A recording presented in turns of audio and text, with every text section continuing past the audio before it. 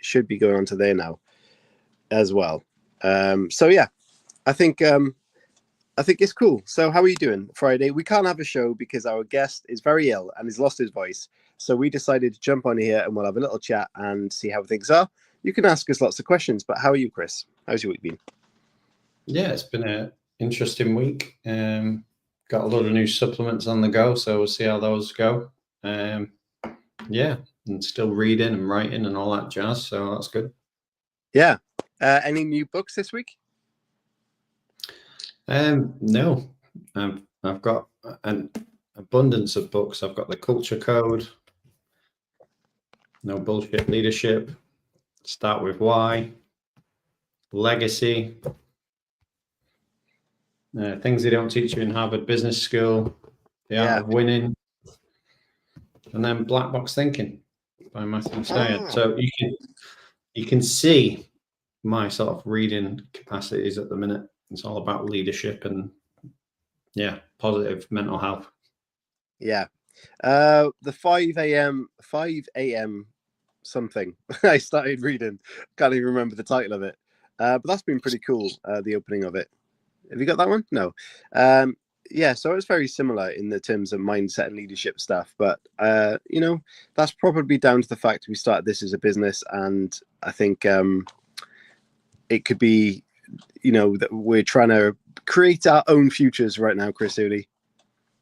Yeah, exactly. And the 5 a.m., there's probably a lot of books that falls into. There's the 5 a.m. Writers Club or workshop that's on Twitter that people do. There's a 5 a.m. sort of rules for life and all that type of stuff. Anything that can fit into waking up an extra hour early seems to be a book about it. But yeah, if anyone finds those books useful, let us know. Drop them in the comments and things like that. Because we're always on the hunt for new people to come on the show. It'd be good if we could move into this space and have some authors on. Obviously, we do a lot of interviews, and we've done over 350 interviews now. It'd be good if we can move into this space and get some people on there. Yeah, definitely. I think. Can you hear the rain? No. It's absolutely hammering down in Wales here right now. But it's also set up for a lovely hot sunny week next week, so I'll take the rain. It's okay. I think it is the fact that we've got our business minds on at the moment, and 5 a.m. Writers Club. I think what you've got to look at things like that is the fact that we're all in the rat race of life, as it may be, and what that means is that we get stuck in the 9 to 5s, and we work that job constantly because we have bills to pay. And that leaves a little bit of time for socializing, for healthiness, like running, walking. But then to try and find time to sort of set up and create your own business or do your own venture is just like very difficult. As writers know, finding that time to do the writing is difficult.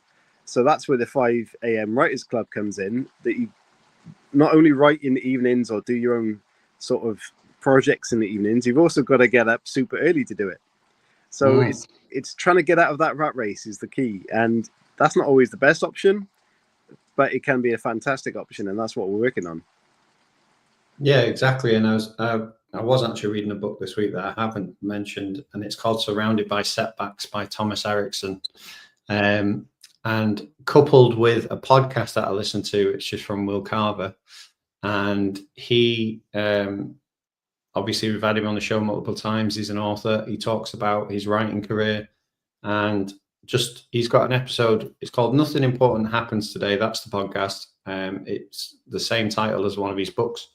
And he talks about the significance of time over money and that sort of complication that we have of going, do I invest my time and effort into work, which is obviously going to pay me for that time, or do I put some effort into writing and committing to that? And he talks about a guy in one of his episodes that was a janitor, and he worked in a garage or a petrol station, and he put money aside every single month and invested that into stocks and shares. And when he died, he had over £8 million in the bank.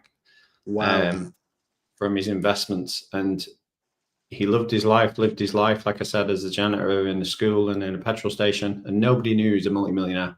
Yeah. But what Will Carver was talking about there is the little incremental gains that can make a big difference. So he was saying over his 4-year lifespan of him investing small amounts of his wages into stocks and shares, it all built up and added up. And I suppose the same could go for being a writer, in terms of you don't have to write a 100,000-word novel in one sitting. It can just be the 200 words. And, we had someone on the show, Ben Aronovich, the Rivers of London guy, tightly wedged in this book. As you can see, he's got a whole series.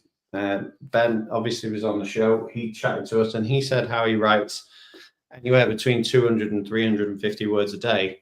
And obviously you can see from the books that I've got on my shelf, he does produce at least one book a year through that method. So I think that could be something that a lot of people take away, in terms of 200 to 300 words every single day, just being consistent with it, not taking massive amounts of time out of your day to do it.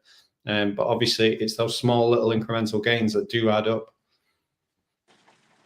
I think that is what we're talking about in terms of consistency, and it's the rabbit and the tortoise and the hare sort of parody, that if you sprint off and write 5,000 words a day, you could you could do it, it'll be an effort, but you'll eventually get burnt out perhaps, and at some point you just burn out a little bit and you go off, and then you're putting pressure on yourself to get that kind of level of effort up again. Whereas if you can fit in that 200 words a day and make it a consistent habit, you'll get that as a habit. Your body will want that habit. But also what will happen is, because you're only writing 200 words a day and the story is playing over in your mind, especially if it's a story that you are passionate about, you'll just want to get back at that keyboard. And there's a big difference between overworking yourself and wanting to get back to that story. So I think having that 200 word a day goal is much more sustainable and realistic than, especially someone like myself. I am usually that person that wants to go full on into everything, and sometimes that would happen, but then I'll go off the boil in that scenario. But if I can teach myself to write 200 words a day, that would be much more productive for me than trying to hit those astronomical goals, is what Linda just said in the chat as well.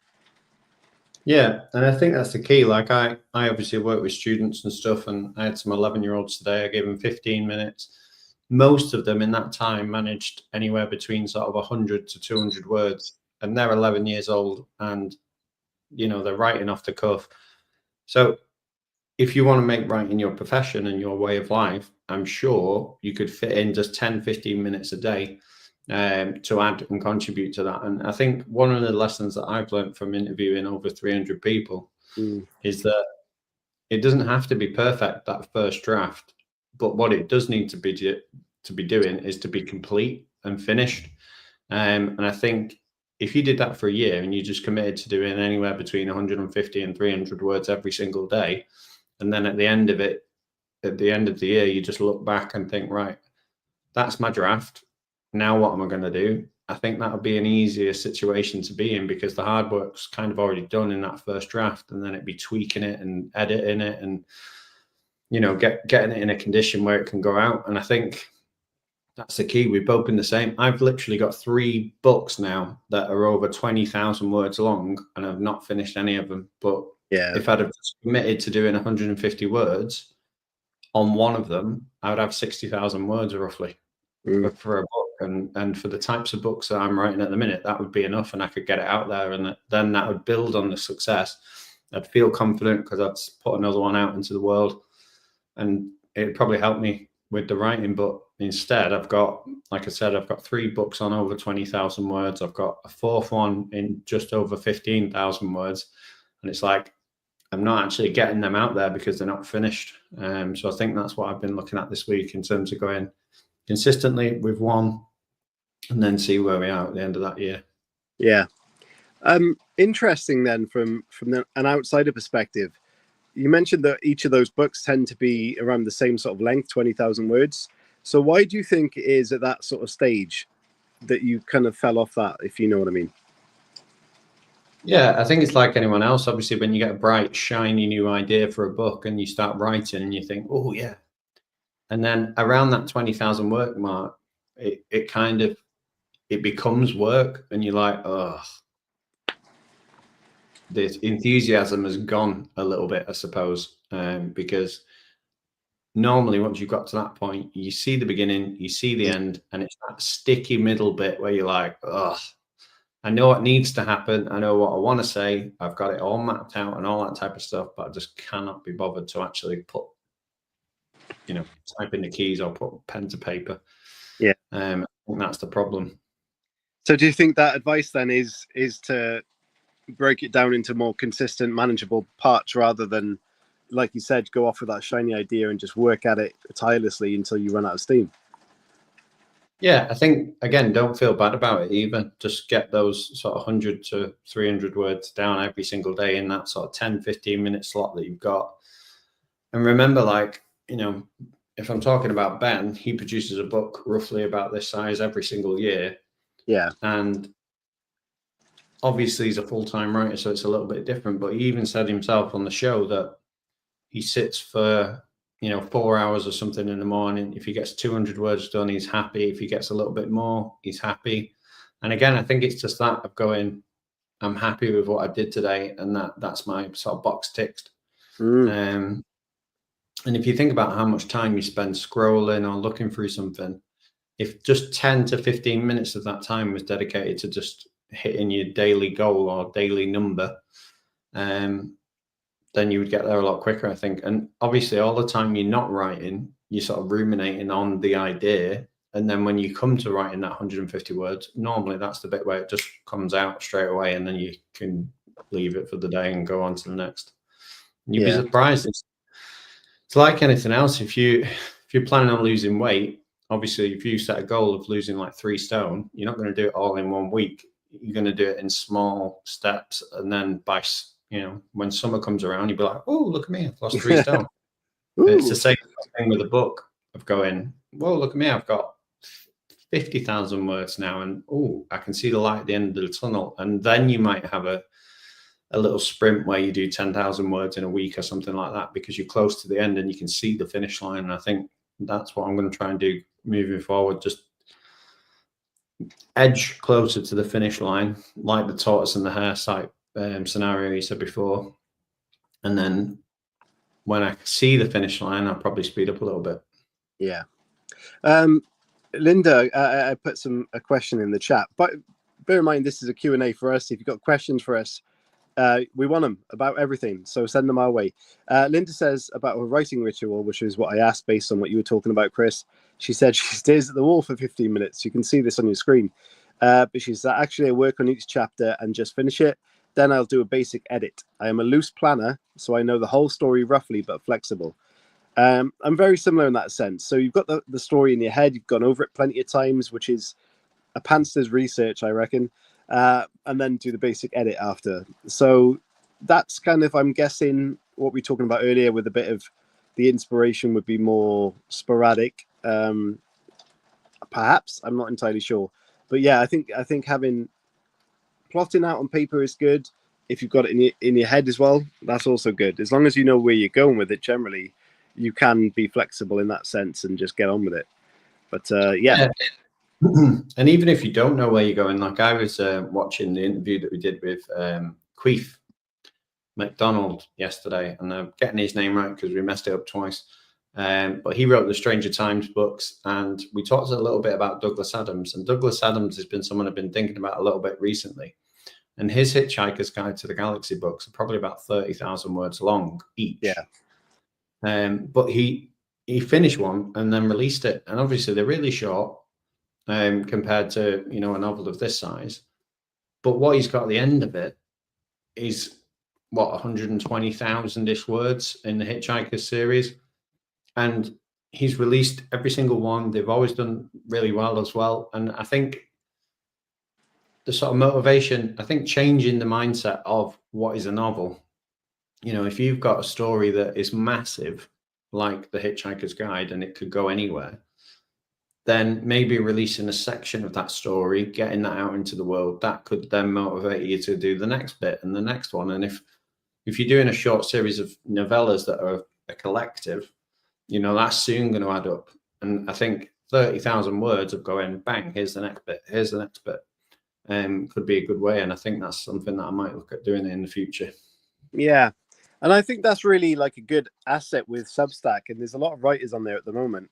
And what people are utilizing, our very own Halo Scott, who we love and adore, our very first guest, she releases chapters of her novel quite often on a regular basis. And I think that's a fantastic way to drip feed that, to build a following for the story, and also to get that kind of instant feedback and beta readers at the same time. And obviously, you still package that and release it as a novel at the end. So I think something like that in our modern world is a really good tool to use. But the idea of, like you said, he could have quite easily not done that in the 30,000 word kind of era and released them in those sections. He might have decided to save it all up for one giant novel, and maybe, like you did, get halfway through and just leave it.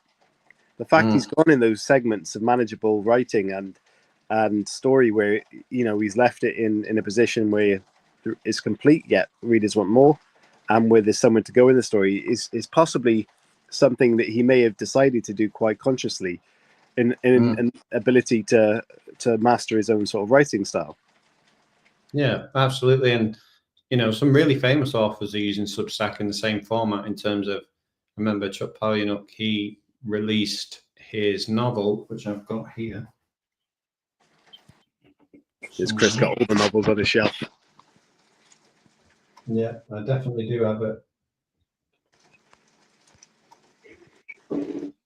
This is not great live TV, but I am looking. Is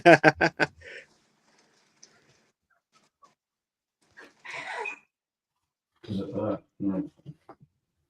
I don't understand where that's gone. He called it greener pastures on Substack, and basically what he did. Oh, there it is. So it's now, it's got a new title. It's called Shock Induction, but he used that on Substack and he called it Greener Pastures. And as you can see, it's probably not very long. It's probably about 60,000 words. But he would just release a chapter a week on Substack. And then what he did at the end of it was he took all the chapters down. So you could read the whole novel during the course of his posting. And then he took them all down, did a little bit of editing on it, and he produced this. And then obviously he's released that as a book. Took it off Substack. So obviously the benefits of that, if you were there early, you got to read it in advance. And then even so, once you'd read it on the Substack, because there was slight changes in the book, people, obviously I read it on Substack, but I still bought it as well. So again, really good method of building an audience and building that sort of writing habit into your life of going, oh, I've just got to get this next chapter out there. And the main thing, it doesn't have to be perfect, because I'm going to go back to it and tweak it based on the feedback that people are putting in the comments as well. I know he tweaks characters and some of the narratives and stuff that he was using based on what people were saying in the comments. So it was a really good way of writing a book socially and get instant feedback, like you say. Well, that's what leads well onto Linda's question, which is basically, what do you think draws a reader in more? The cover, the blurb, the pitch, or social media presence? Now, what you just explained is someone using all three of those things, or all four. Maybe not so much the cover, but obviously he's got the blurb and pitch out there, or the information about the book in general, and connecting with the social media presence. So it's kind of using a combination. And I think you could have one of the best covers in the entire world. If you're not getting that social media presence and showcasing that, it's not going to be that effective. If you've got an amazing cover and a terrible blurb, it's not going to be that effective. If you've got a terrible cover and the best blurb and story in the world, it's not going to be that effective. So I think personally, and probably from all the advice we've had on the show, I think you need to design it as a whole package. And what we've really learned from the best indie authors and the best maybe semi kind of professionally published authors is that you need to kind of approach it like a business. And if you're serious about selling a lot of books, you need to put your author profile together. You need to build that social platform, and you need to do it all as one big shiny package, because that's what people look at. And CK McDowell, which is Queef that we were talking about before, he did exactly that. So he sent out his first novel. He got a little bit of interest from publishers, but they didn't want to take his book at that time. So he said, you know what, I'm going to do it myself. He wrote 11 novels under his own name that he self-published, and he had obviously all the correct sort of systems in there. He got himself a really good editor. His wife helped him build a website and helped promote his work. And again, he said he didn't really build a social media platform, so to speak. He just kept writing and getting the next book out there and the next book, and people started to follow. And then from that, he got himself a deal with Penguin, and that's when he changed his pen name. He just abbreviated it to CK McDowell. Yeah. And he's had 4 books now with Penguin. He's got another one out in October. And he still does both. He still writes under his own name and self-publishes his work, but he also has a publishing deal, a traditional publishing deal, and works with them as well. So I think sometimes if you've got a book that maybe a publisher won't touch, it doesn't necessarily mean it's not good enough. It just means it's not right at that moment in time for the market. So I think sometimes the best thing that you can do is just put it out there into the world and then just keep building and keep writing anyway. He's gone the more traditional sort of format with this book in terms of Ben Aronovich. They both, from what I can read, and obviously through reading the books, I can see that they do use the Save the Cat structure in their more traditionally published books, whereas Queef's books under his own name don't necessarily follow the same style of structure. So again, I suppose he's got a bit more license and freedom there to do what he wants if he's not in the traditional setting. But yeah, it's an interesting way of doing it. I think the best thing you can do as a writer is get your work out as a writer, and then the people who need to read your book will find it.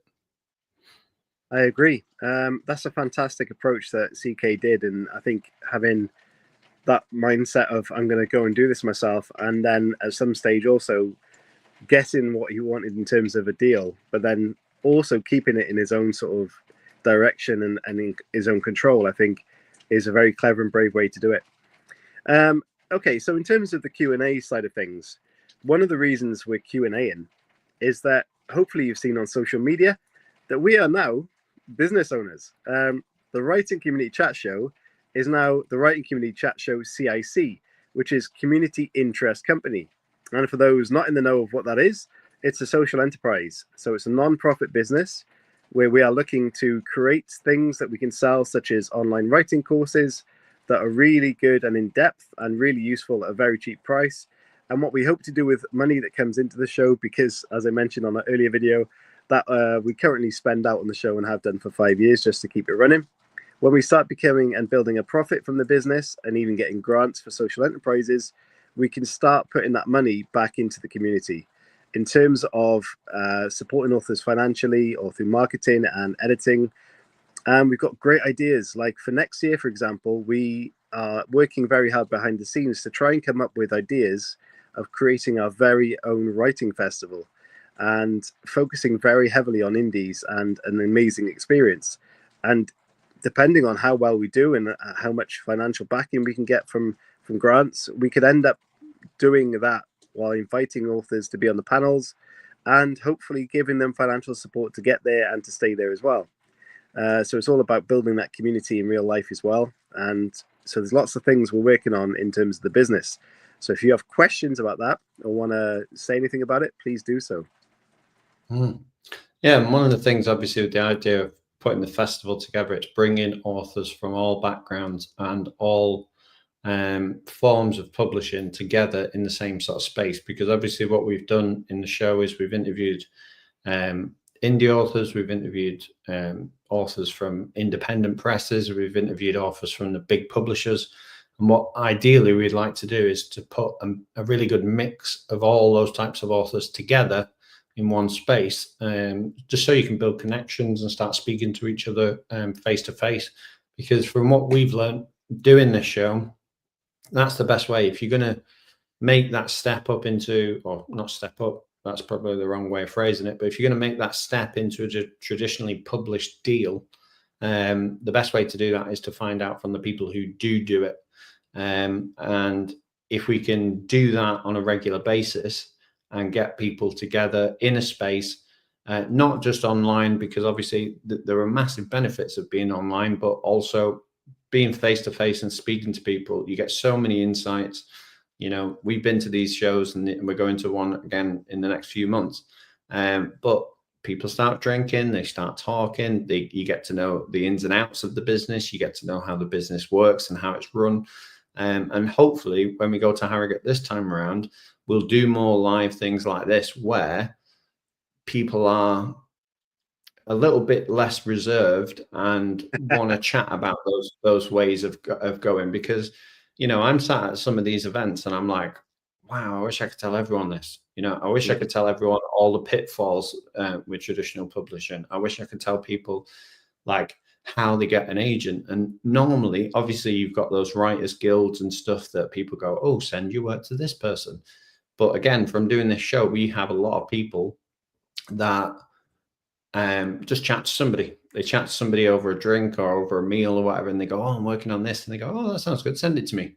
And again, that is a very interesting way. And it's a way that a lot of our sort of well-known authors have managed to navigate their career by having a few drinks or having a chat with somebody or meeting somebody. You know, how many people do we know that we've interviewed on the show that they got their big break because they were writing something, they were working on it, it was nearly finished, and they sent the first 3 chapters over to somebody and somebody said, yeah, that's what we're looking for, send that over. Or here's your deal. And again, that's one of the things that a traditional published deal will do, is it will go, here's your advance payment, we'll give you the rest when the manuscript's done, and then we'll give you some more money when the book's out and it starts making money. And for a lot of authors, that can be a real big incentive. You know, I talked about it at the start of this Q&A of going, oh, I've only got 20,000 words of 3 different books. But if somebody said to me, here's a chunk of change at the beginning, I'll give you another chunk of change when it's finished, I probably would write that book a lot quicker. Yeah. Chris, you keep blocking out for some reason. Although, talking of chunks of change and first things for the show, we've just had our first ever super chat on YouTube. So Linda, can I show this? She starred a comment, and which means she has paid us $20 and said a little help to start. Good luck. So she's just donated $20 to our new business, which, like, as we said, hopefully will turn around and come back straight towards you guys. So thank you so much, Linda. That is amazing. We appreciate that more than you would, probably more than you will know. But I don't see that showing up as a super chat or anything. It says it on my screen, but it's not showing up on the thing, I don't think, Chris, is it? No, it's not. And I agree with Linda's comment there. I'll just put it on the screen. I can't drink in public. Start telling everyone I love them. Very cringy. It may sound cringy, but that's definitely the best way to get people to read your book. Yeah. Well, one of the biggest things that we've ever seen as part of what happens at Writers Festival. Hello. How are you doing? Wave. Go see Mummy. Yeah. One of the biggest things at a Writers Festival that we've discovered. I mean, you might go to the festival and it might not be that you want to go and look at these sort of publishers and agents and try and connect with them. That might not be your goal. It'd be great to connect to them anyway. But what you do get there is a lot of writers, a lot of readers, agents, publishers, everybody. And people walk around, they give you mugs, they give you books, they give you merch. But ultimately what you do is create networks like we do on social media and on the show. We find people that we like-minded people and we chat to them. And when you're at the festival, you do that there. And everyone will give you their socials, or they'll give you a business card, and they'll get in touch with you. And you'll realize very quickly, you'll soon have emails popping up in your email inbox from people that you've met at these festivals, and you start networking and creating connections. And they can then refer you on their social pages, for example, or mention you in their Substack. And the next thing, you've got 10 new followers.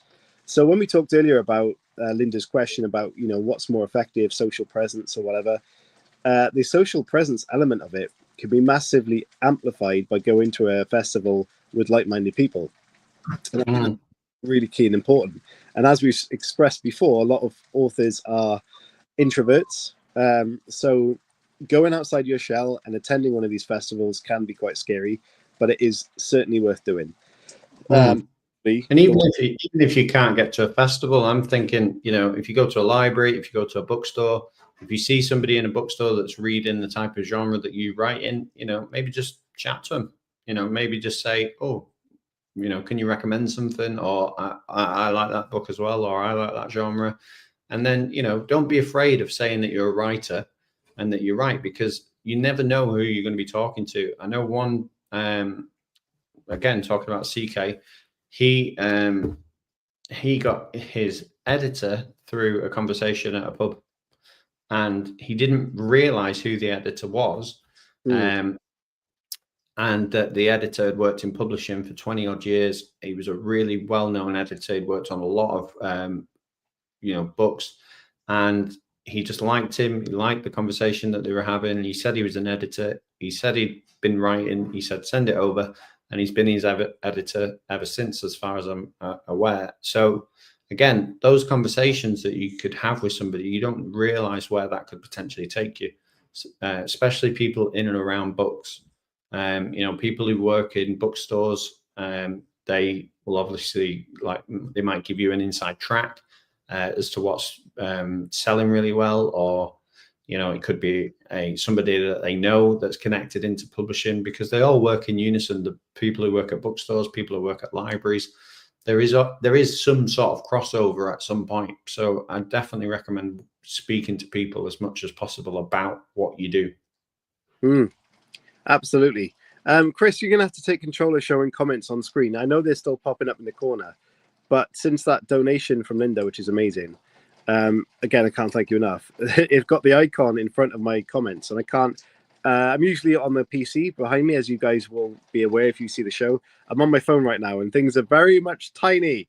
The tiny little things in front of me, so I can't actually get the comments on, but thank you. Yeah, donating books to libraries, very good idea. You know, a brilliant idea that is random, very random. There's a bus stop down the road from me, quite an old-fashioned one. It's really cool.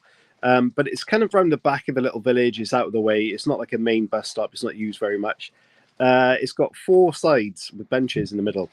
And 2 of those sides have now been filled with books that people have donated, which I think is incredible. And it's a great way to give old books up for people that might not go to, like, I don't know, a library or charity shops to pick up old books. So having those little areas, community kind of areas, is great, because what I've done before, and I think is very cool for local authors to do, is take one of your books down, sign it, or maybe slip a little note inside and explain, oh, I'm a local author, you know, I left this book here hoping you'll pick it up and really enjoy it.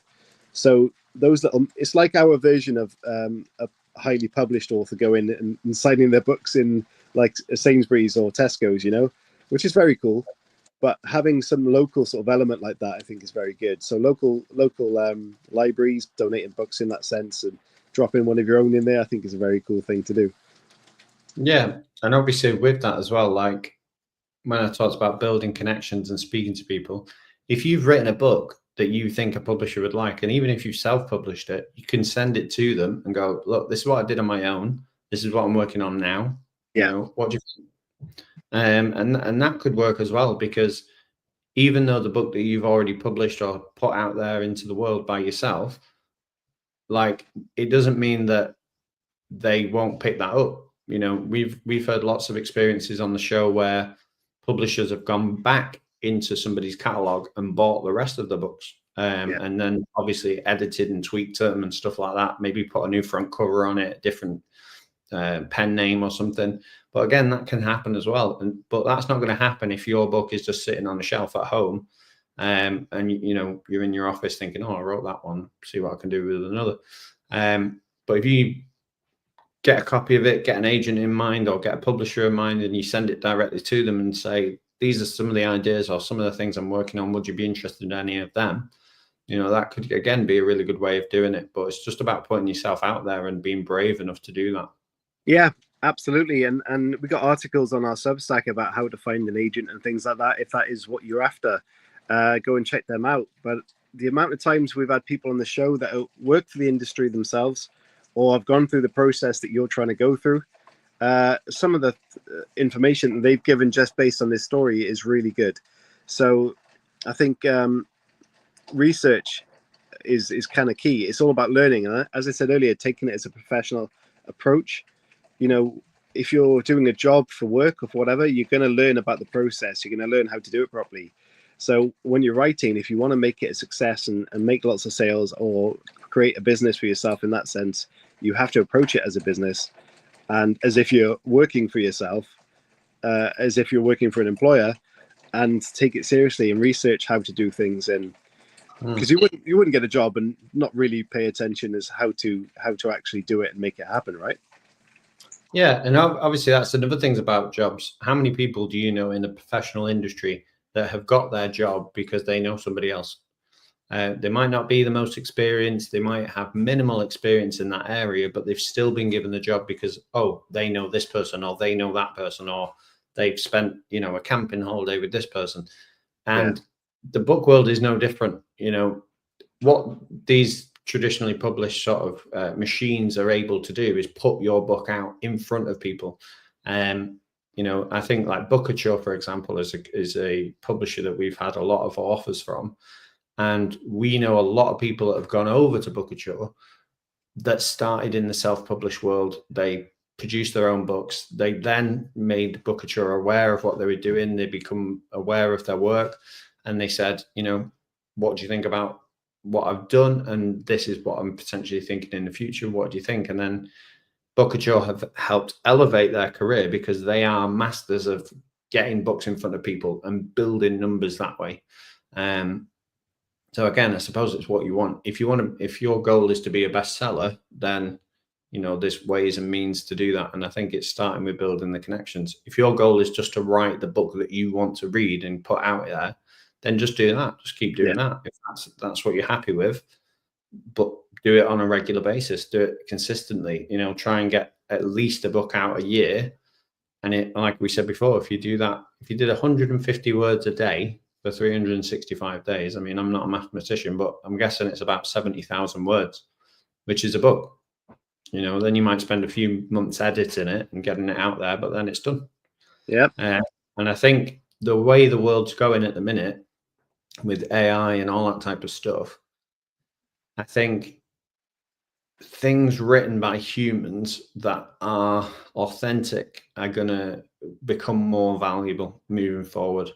So, you know, if you've put that effort into writing 150 words and it's, you know, true to you and you've not used AI and it's not helped you in any sort of way to do that, then that's going to be more valuable long term than sort of AI churning of, you know, we've seen it. I've seen it on Twitter where there's a certain account that will expose self-published authors, and they've left things in like the little AI prompts where they've gone, can you make this character have full hair and stuff, and they've left it in the book because again they're trying to do it quickly. They're trying to churn out these sort of ideas, and this account that I saw on Twitter was literally just going around exposing that. So I think the way we go in, the human touch and human storytelling is going to be even more important. And I think if your goal is to write and to write the best sort of books that you want to read and you want to get out there, then there's multiple ways in which you can do that without being a bestseller.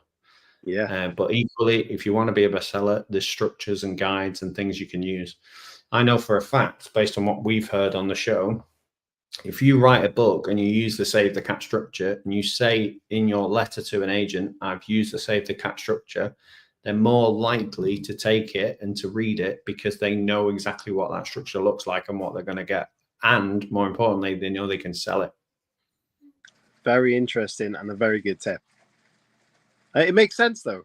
You know, if that's what they know good books are made like, with that structure, then it's already got half a check, isn't it?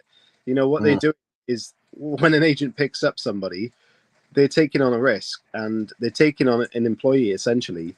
So they're going to look at someone who has already got a bit of a following, who has done their research, who can write well. that has learned how to use structures like that. So they're investing in you, and you have to present yourself as a good package in that sense. But yeah, I think it's a very interesting way to do it, and Save the Cat is arguably very much tried and tested, right? Yeah, and that's the thing. I think if I was to do it now and I was approaching a traditionally published like author house or whatever, I would probably say, here's my idea. I've used Stephen King's what if scenario. What if this happened? And then I've backed that up. I've explored it, but I've also backed it up with the structure of the Save the Cat structure. This is my unique spin on it. This is why I think it's going to be successful. And I would go from there in my sort of like pitch letter. And again, little things like, well, they're not little things, but editing, cover design, all that type of stuff, they have teams of people that will do that for you. And so your job is just to write the best story that you can. And when we talk about structures and like Save the Cat, some people will switch off and go, oh, I'm not listening to that. Like, but all it is a guide. It's a guide to sort of help you, and it's your input, your unique perspective that's going to make it a different book. You know, Ben Aronovich, he actually dedicates one of his books to the Save the Cat structure. Right at the beginning. Oh yeah. So there, I don't know if you can see that, but I'll read it. It says, in memory of Blake Snyder, who not only saved the cat, but the right of the mortgage and the career as well. And all of his books follow the Save the Cat structure. And yes, they are the same in terms of structure, but obviously the events that happen in them, how the characters respond, how the characters react to those events is very different every single time. And that's why they're so good, because the spine is strong, but then the story and the emotion and everything behind it, that changes and develops over time. So I think that's definitely worth mentioning. Hello to the amazing Halo that's just jumped on this. It's great to see you. We actually mentioned you earlier as being an outstanding, wonderful supporter and author. So yeah, hello. Good to see you on the show.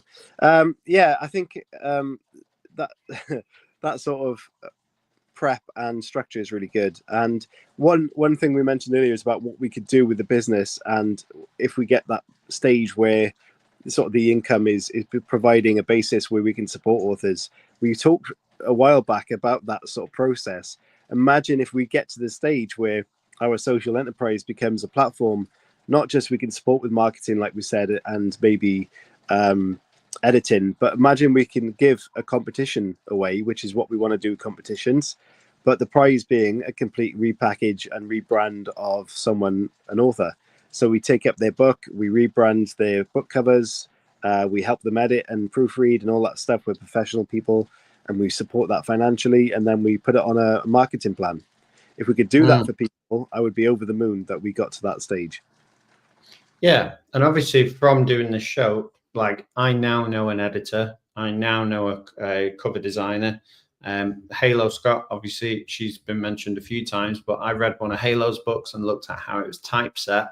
And then I used that in my work as well. So I've picked up tips and hints from people within the writing community that do these things on a regular basis. So again, I think it's about building connections, but not just people within the industry, but people who are doing the same things as you as well. So like with Halo, for example, I looked at her formatting and I was like, that's amazing. Yeah. So then I looked into how she'd done it, and I used that for my book as well, and I've tweaked it. So now I know if I'm producing a book in the future, I know that the formatting is going to be good. I've also got an editor that I can speak to that is really good, and he's reasonably priced as well. I also know cover designers. So again, if I want a unique and individual cover, I can do that. So yeah, I could do it very much on my own if I wanted to. And I think it would be on par with anything that a traditional publisher is going to create. But equally, I know the opposite route in terms of going, right, if I want a traditionally published deal, how do I go about it? What can I do? And again, it's all just through learning experience. With the Save the Cat, there's a young adults one, which is the one that I've just shown you. There's one for screenwriting. There's one for obviously just your sort of generic novel as well. And there's loads of books. I've got I don't know why I ever picked this up, because I've not actually tried to write a romantic comedy. But you'll know I like La La Land, so I was going to say, we're just waiting for your version of that, my friend. yeah, it'll come eventually. But writing a romantic comedy, again, there's a book on it, and I should imagine whatever genre you're into, there's going to be a book on it. So I've got Uncanny, which is again a lot of authors, their ideas and sort of like what uncanny fiction should look like. I've got a sci-fi one for the future in terms of like again what makes a good sci-fi book, and a crime one as well. So the first two you showed me there, are they written by similar people? Because the covers are almost not identical, but the way the wording is styled. Yeah, they're edited by the same people and the covers by the same people. And this is actually essays on crafting crime fiction. So this is called Writing the Murder. And this is basically what they've done is two editors have got together. They've gone to speak to a load of crime fiction authors, and then they've had them write essays about crafting crime fiction and like what it should look like. And again, the people mentioned in here, I'm just seeing if we've got any. Paul Finch is one of them. I'm pretty sure we've had on the show. There's some historical ones, so like Sir Arthur Conan Doyle is mentioned in here as well. So I think what they've done is they've put together a comprehensive guide for writing crime, and they've obviously been the editors and the producers of that. But then they've done the same thing for science fiction, and again they've asked a whole host of different authors. Can you just hold up that cover and the other one, not the first one, the other book? No, the other one. So they both got letters across the front. That's it, and the other one you just had. Yeah, so this is the essays on writing strange fiction. So this is Uncanny. So it's like. Can you hold them up next to each other so we can see both covers together? The one on the right. So it's got yellow text on the front. On your left, sorry. So the black one and them two, yeah. So if you look, that's what I'm trying to say. The text, the cover design is very, very similar, but obviously very different in effect. But what do you think of the cover? Because when I know this is very like fickle, but when the black cover, it really stands out and pops. But the blue cover kind of almost looks harder to kind of see, if that makes sense. Yeah, I get that. I think it's because it's science fiction. I think what they've done is they've tried to fit into the color sort of schemes of that genre. And obviously bright yellow and blue are in science fiction. Quite a bit to stand out. So, but again, they're just books and they're essays about the craft of writing in those particular genres. And these are just a few that I've obviously picked up because of my areas of interest. But I should imagine if you're into horror, there's probably a book out there on how to write horror effectively. There's probably a book out there on how to write a erotica effectively. And I think obviously if that's what you're doing, a little bit of wider reading sometimes does just help. And again, you could pick these books up or books of this nature up from the library, and it's not going to cost you anything. But what it will do is educate you in terms of the field that you're going into, what's kind of expected in there. Yeah. Do you think there's a how-to guide to writing dino erotica, as we now found out is a real thing? I would imagine so. I personally think if anyone's writing fiction and it's out there, there's probably a how-to guide for that genre as well. Yeah. So it's just one thing, but again, if you're writing 150 words a day and you're doing a little bit of reading in and around the genre that you're writing in, I only think that's going to be a benefit long term. Definitely. On some positive news again, we had 2 tags this week on Twitter, Twitter, that we were put in a chart. So we were 3rd in the top 10 UK writing-based podcasts to follow in 2025 from one of them. And the other one was we were 7th in the top 100 UK writing podcasts to follow in 2025, which is amazing. So to those random, one was Feed Sport and one was A Million Podcasts or something. So yeah, from both of those to rank us in the top 10, and one in top 3 technically, I think is amazing. So thank you for if anyone's referenced us for that, or if they've just discovered us. I don't quite know how we make those, but yeah, I think that's pretty cool. Yeah, and one of the things obviously that makes this podcast unique is that we're still learning as well, and we're very much approaching the sort of interviews of going, oh, give us some more information, tell us how to do this, tell us how to do that. And I think that's why it makes it for a good listen in terms of if you're into writing and trying to learn about this space, because we're essentially like everybody else in terms of asking the questions that we want to know the answers to. Yes. You know, sometimes we had a little phase where we went through and we asked people how much they were earning, and that was an eye opener. We don't do that so much anymore, but again, the numbers are crazy. You know, who was it? Who's the guy who basically self-published, sold like nearly 1 million copies or something, bought his own studio. I can't remember his name off the top of my head. You know, we're knocking on between 350 and 400 interviews now. I've lost count, and that's a lot of people. So yeah, I can't remember much last week, Chris, so I do apologize. No, but what I think the reason I mentioned that is because he went down the self-published route and still was very successful. Yeah. And he's still in that space. Because obviously you would, if you were making that sort of money, you would keep at it on your own. But it's interesting because whenever I go into a bookshop now, I just look at all the names on the shelves. I'm like, we interviewed that person, we've interviewed that person, we've interviewed that person.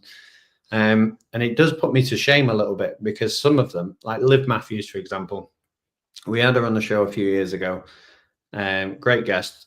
And she has now produced 3 books since being on the show. And I'm like, oh, God. Like, just because obviously we had her on when she had her very first book, and now she's done 3. And I'm like, oh, that puts me to shame. Mate, you need to realize we've done a lot in that time as well. It's not like, you know, working full time, doing this show is almost a full time thing. And then to write around that is very difficult. Yeah, so it's true. Don't be hard on yourself.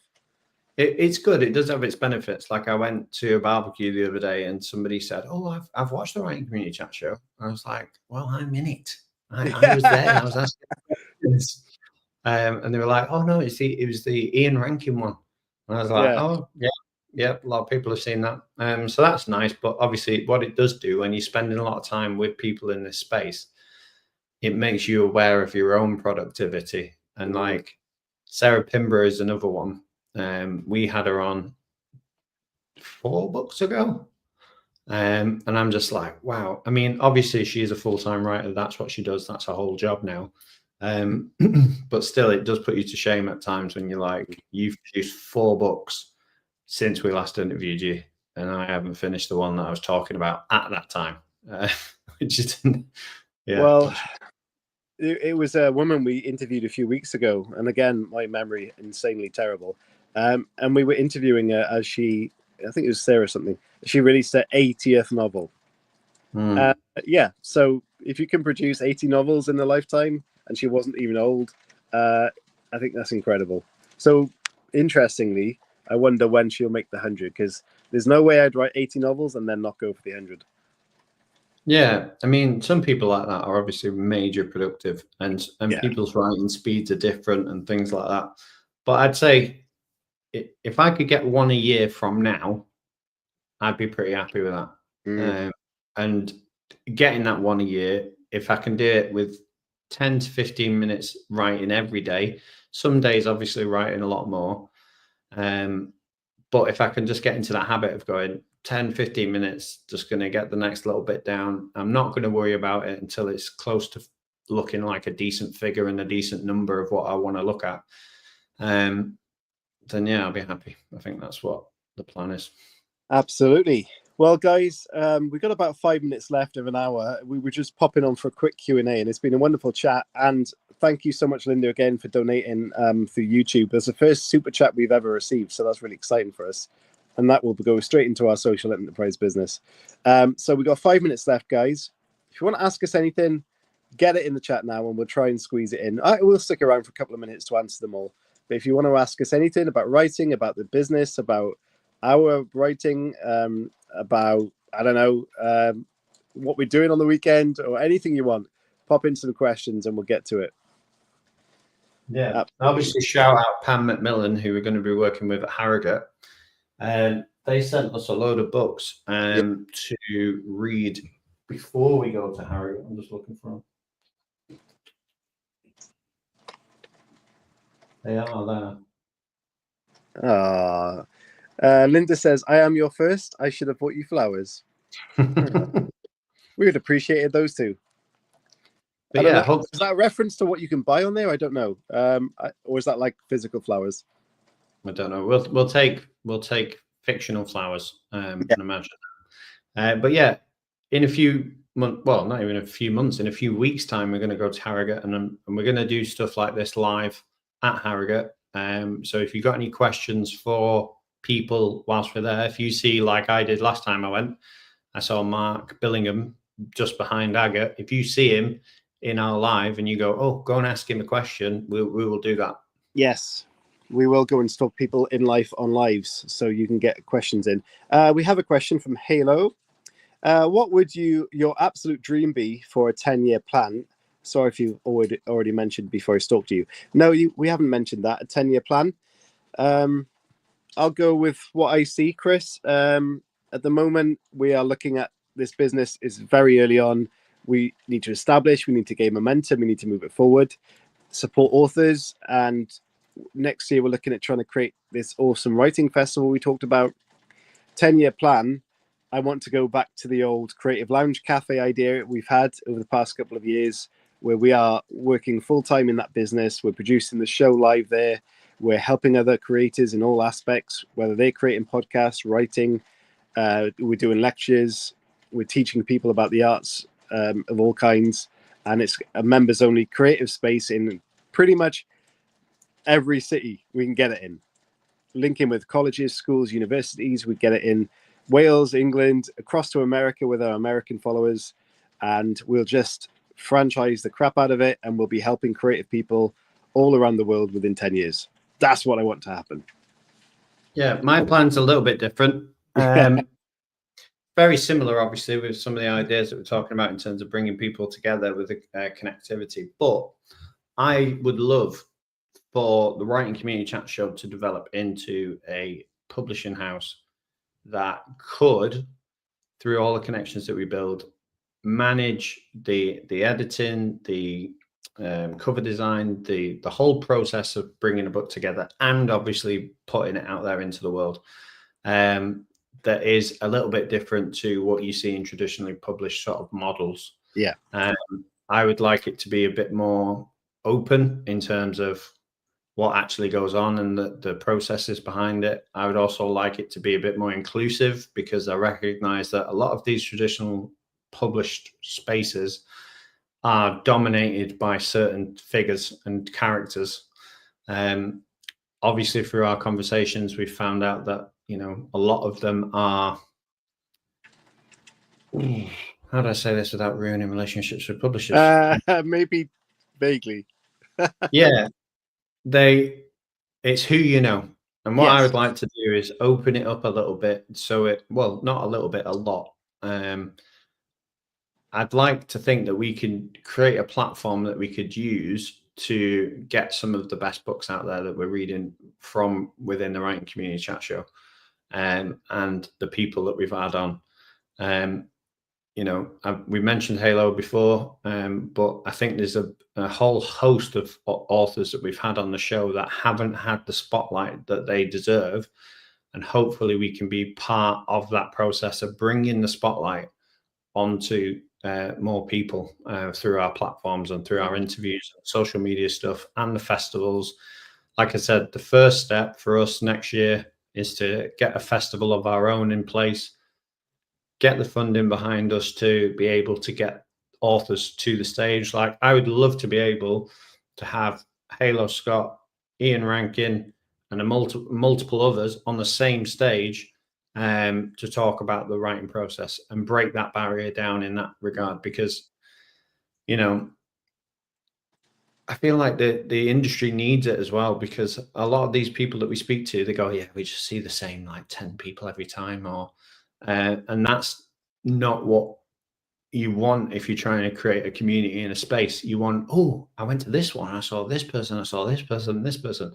And it being different and having people from different backgrounds and different spaces and different countries, and sharing work that way, I think could be a really good platform. And I just know that someone from the BBC, there's 18 people watching this now, and someone from the BBC is probably watching it and they're stealing our ideas, because there was a period of time with the BBC where they would have the guests on that we had the previous month.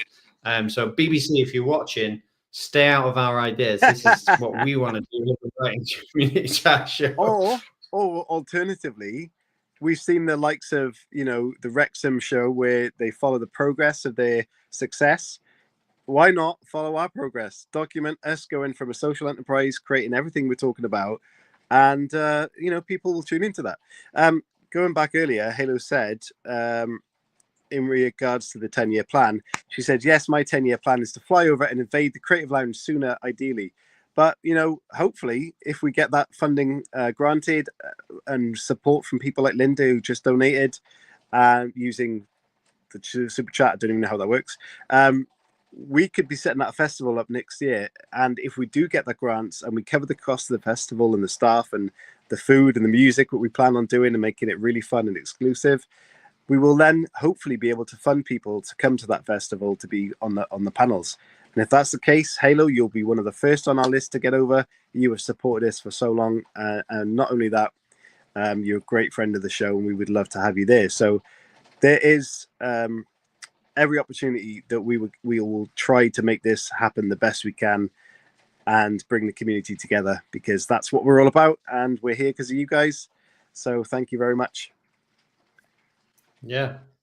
And you never know, out of those 18 people, could be a BBC person, but they could be a billionaire. If you want to throw some money behind something, in terms of, I wouldn't spend a single penny of the money that you'd be giving us, but what I would do is I would find the authors like Halo, and Ross and Anya and Anna and Linda and all of these people, and I would help build a platform to showcase their work and their talents.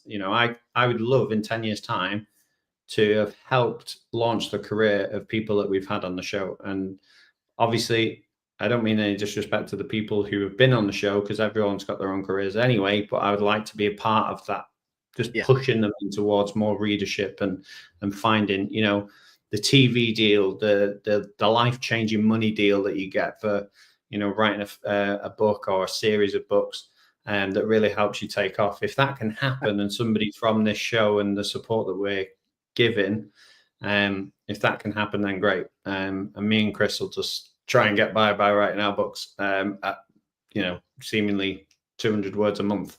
But we'll get there. Big dictionary energy. I love that comment. That's fantastic. Oh, what a t-shirt. What a t-shirt idea for our merch store. Halo, you're a genius. Yeah, I think that's amazing, Chris. What a great idea. And if you guys know any billionaires, but in reality, any kind of businesses, whether you're in the US or the UK, that do help social enterprises, that are helping creative people, then put them in touch with us, and say about what we're trying to do here. And you never know, that connection. And we talked about the importance of networking for writers earlier on. That connection that you mentioned to your business, just as an idea. Oh, we know this podcast that's been going around for years. They started this social enterprise and they want to help everybody, but they need the backing to do it. You never know, that little conversation may start the process where they give us a grant that can start that festival happening next year. So word of mouth works well. Social media tagging works well. If you know kind of people you think could help us, it's only going to get us along that road a bit quicker, and we'll get supporting you guys even faster as a result. Yeah, and even if you don't know people, maybe just manifest. Maybe just have a little vision. I've got the vision of seeing Ian Rankin alongside Halo, and an abundance of others having a chat about writing and the process and their latest work together on a stage, and it being diverse. And obviously, we were talking before, a lot of the problems with these sort of writing festivals, if you have to pay a fortune to go to them and to have those connections. What we'd want to try and do is remove that barrier so that people could go, and it's not going to cost you the earth to be able to get yourself there. Ideally, we've talked about trying to make it free. so that people can just attend, and anyone, there's no barrier in place in that respect. So we're definitely going to work on that and make sure that that can happen. But yeah, again, obviously the support from anyone, even if it's manifesting at this point, would be good. Yeah, absolutely. So, and yes, one little comment earlier. Halo said, "Is it Father's Day in the UK this weekend?" It is on Sunday. Me and Chris both fathers. We have fathers, so we will be celebrating that. And also, as we mentioned earlier, we apologise. The show can't happen tonight. Ryan Steck, very good guest to have on. He is very ill and has no voice, so therefore terrible guest tonight. So he is postponed, and we will get that back up and running as soon as we can. And yeah, so have a nice weekend. If you got writing to do, take some of Chris's advice. Maybe do 200 words a day. Take it easy. Make a plan, and have a nice weekend and just enjoy yourselves. And again, I can't thank you enough for the questions, the comments, and Linda, thank you so much for donating to us tonight for that. The little ball is rolling for the business, so thank you. Yeah, no, thank you very much. And obviously as well for Father's Day, I appreciate with Father's Day and Mother's Day, not everyone, it's not a time of celebration for everyone. There's some people who go through a lot of pain and a lot of suffering, a lot of bad memories and stuff when these instances happen. And obviously I'm aware that everyone likes to sell it as a celebration, but there is the flip side of that. So if you are one of those people, again, join the community, don't suffer in silence, chat to us, get in touch with the show, watch the show. You know, our DMs are open as the show as well. So, you know, if you are suffering as a result of some of the things that are shoved in your face, then yeah, please do not suffer in silence, because this week's been a very difficult week for me, but I've been chatting to Chris and obviously he's part of the show. And that's a really good support network for me. So I feel like if you've not got that support network and you are struggling mentally, it could be very problematic, especially if you're on your own and suffering in that way. So please reach out. Obviously, we've got a very good community. You're seeing in the chat today, lots of people talking and having really good comments. And that's always the case on this show. The comments, even though I don't see them all the time when we're interviewing, I know that it's one of the main strengths of this show in terms of the relationships that people connect with in that chat. So, you know, please, if you're writing or you're interested in books and reading and things like that, and you are suffering for any reason whatsoever, you know, please get in touch with people in the chat and just, you know, just say hello. There's such a warm and welcoming group that, yeah, no one needs to be alone in these times. Well, it's very well said, Chris. And as part of our business social enterprise plan is we have included mental health support for writers in there. So not only are we looking to get those amazing celebrations up and running, the festival, supporting authors with the business side of things, we're also looking to do it mentally as well. I'm now a trained level 5 trauma-informed practitioner. We're both teachers. We know how to instruct, how to teach, and we are very good at supporting each other mentally. We've done very good jobs at helping each other through times when we need it, and we're there to offer you the same. So again, as Chris said, get in touch with us. We are more than happy to answer DMs, emails. If you want to jump on a video call like this and you want support and guidance for your writing, for your, you know, we'll happily do a couple of first page critiques or book cover like overlooks and offer guidance and advice. But if you want to jump on a call and do a little chat between us three, doing like a mental health kind of thing, or just advice on how to or someone just to talk to and listen and just to vent at, that's what we are there for. As our motto says, the Writing Community Chat Show, together as one, we get it done.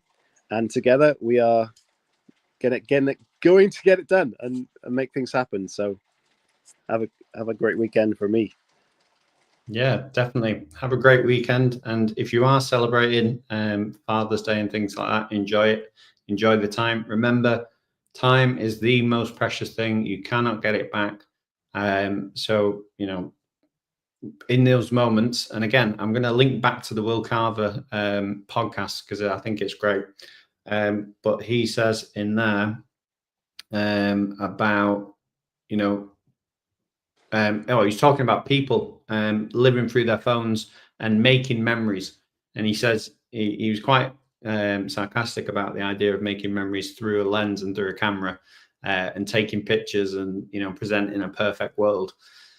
And he was saying you don't actually make memories that way. What you're doing is you're creating a fictional version of a memory. The only way to make memories is to actually put the phone down and enjoy that time with those people, and then your memory will come after the fact. So don't make memories through a lens, make memories in the moment and then think about them after. But yeah, if you're celebrating, then obviously enjoy that. Enjoy your children, enjoy the people around you, enjoy your parents and people who've been in your life, if that's what you're doing this weekend as well. Yes, absolutely. Yep. Chris, anything else before we wrap this up? Because we've got an hour and 10 minutes for our quick Q&A. Yeah, it's always the way. No, just thank you. If you've watched the show or you're watching it back and you've enjoyed any aspects of the Q&A, then please consider just watching the shows. There's an abundance of them over on YouTube. Obviously, we do a live Substack every single Friday evening as well. It'd be great if you could join in any capacity our wider lens of the writing community, whether it's watching it through YouTube, engaging with us on the socials, or coming over to the Substack and joining our group there. But however you support the show or whatever you get from the show, you know, thank you for spending some time with us, because as I've said, time is the most precious commodity. So any of your time that you spend, we're truly grateful for. So thank you. Yes. And we love seeing you and chatting to you. So from us, it's goodbye. And thank you so much for joining in. Yeah, have a great weekend, everybody. See you soon.